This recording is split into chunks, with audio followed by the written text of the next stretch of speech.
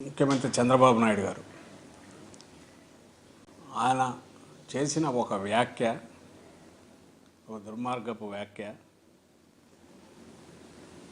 ఈ 10 రోజులుగా రాష్ట్రంలోనే కాకుండా దేశమంతా, బహుశా ఎక్కడైతే వెంకటేశ్వర స్వామి భక్తులు ఉంటే అక్కడ ప్రపంచమంతా కూడా అల్లకల్లోలం రేపింది.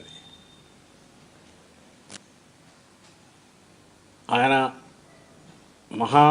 అతి పవిత్రంగా భావించే వెంకటేశ్వర స్వామి ప్రసాదం లడ్డూలో జంతువుల కొవ్వు, నెయ్యికి బదులుగా జంతువుల కొవ్వు వాడారని ఏదైతే అన్నారు, అది భక్తుల మనోభావాలను కోట్లాది మంది దారుణంగా దెబ్బతీయడమే కాకుండా ఒక విశ్వాసం ఏదైతే ఉంటుందో దాన్ని కూడా దెబ్బ కొట్టింది. అది అందరం గమనిస్తున్నాము. ఈ వ్యాఖ్య ఆయన చేయడం, ఆ తరువాత రోజే టీడీపీ ఆఫీస్లో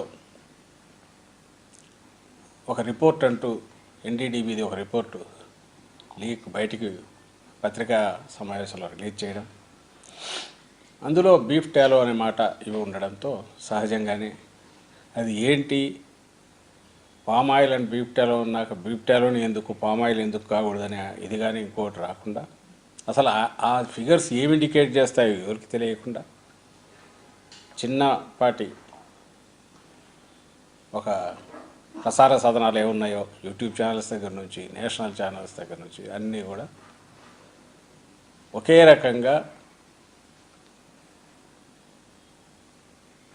ప్రసాదంలో కల్తీ జరిగిపోయింది, ఘోరం జరిగిపోయింది వైఎస్ఆర్సీపీ పాలన హయాంలో అనే ఒక అపవాదు, బలమైన ఒక అబద్ధాన్ని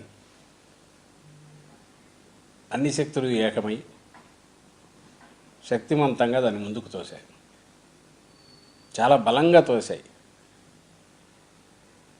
దాని మీద అప్పుడే ఇమ్మీడియట్ తక్షణమే టీటీడీ బోర్డు మాజీ చైర్మన్లు, వైఎస్ఆర్సీపీ హయాంలో ఉన్న మాజీ చైర్మన్లు ఇద్దరు కూడా ఖండించడమే కాకుండా దేనికైనా సిద్ధమన్నారు, విచారణకు మేము వెళ్తామన్నారు. ఆ విధంగానే సుబ్బారెడ్డి గారు తర్వాత సుప్రీంకోర్టులో వేశారు. అది విచారణ కూడా వస్తుంది, సోమవారం వస్తుంది అనుకుంటా. దాన్ని అడ్మిట్ చేసుకున్నారు, సోమవారం విచారణకు వస్తుంది.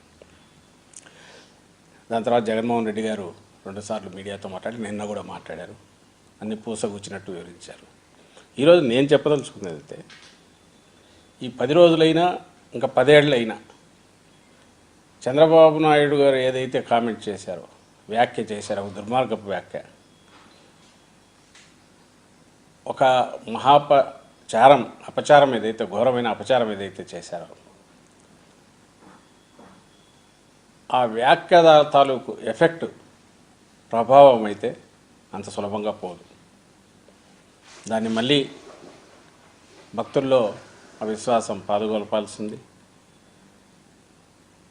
నిజంగా ఇంతవరకు ఏమీ జరగని దాన్ని జరిగినట్టుగా ఒక ఘోరమైన అబద్ధం ఆడేసి పైగా రిపీటెడ్గా ఆయన మాట్లాడడం అనేది ఎంత దారుణమో అందరికీ తెలియాల్సింది. అలాగే ఆయన చేసిన వ్యాఖ్య, ఆ పాపం చేసింది చంద్రబాబు నాయుడు అనే విషయం కూడా ప్రపంచమంతా తెలియాల్సింది.